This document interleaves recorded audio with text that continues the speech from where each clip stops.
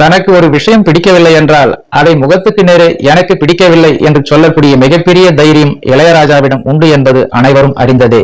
அந்த வகையில் இளையராஜா அவர்கள் திரையுலகில் அறிமுகமாகி உச்ச இசையமைப்பாளராக பயணித்து வந்த காலத்தில் பிரபல இயக்குனர் ஒருவருடைய திரைப்படத்தில் இசையமைக்க அவர் ஒப்பந்தமாகிறார்.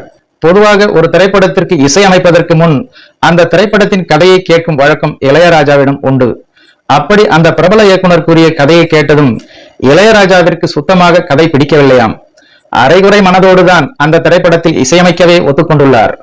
ஆனால் தன்னுடைய தொழில் மீது கொண்ட பக்தியின் காரணமாக எந்தவித மறுப்பும் சொல்லாமல் அந்த முழு திரைப்படத்திற்கும் திறன்பட இசையமைத்து முடித்திருக்கிறார்.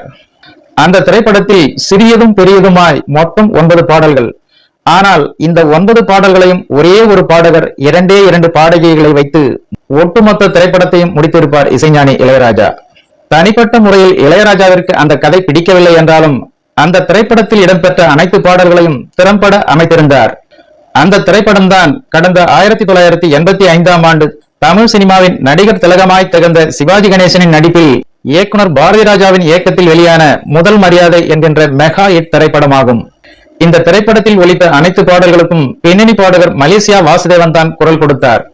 அவரோடு இணைந்து பாடகி எஸ் ஜானகி மற்றும் பாடகி KS சித்ரா இந்த திரைப்படத்தில் வரும் பாடல்களை பாடியிருந்தனர்.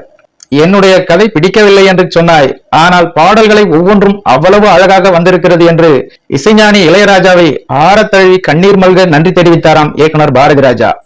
கடந்த 1977ஆம் ஆண்டுதான் உலகநாயகன் கமலஹாசன் மற்றும் சூப்பர் ஸ்டார் ரஜினிகாந்த் நடிப்பில் வெளியான 16 வயதினிலே என்கின்ற திரைப்படத்தின் மூலமாகத்தான் பாரதிராஜா இயக்குனராக தமிழ் திரையுலகில் அறிமுகமானார். அந்த திரைப்படத்திற்காக இயக்குனர் பாரதிராஜாவுக்கு தமிழக அரசு வழங்கும் மாநில விருது கிடைத்தது என்பது குறிப்பிடத்தக்கது. அதே போல தன்னுடைய முதல் திரைப்படத்திலேயே இளையராஜாவின் இசையோடு அறிமுகமானவர்தான் இயக்குனர் பாரதிராஜா.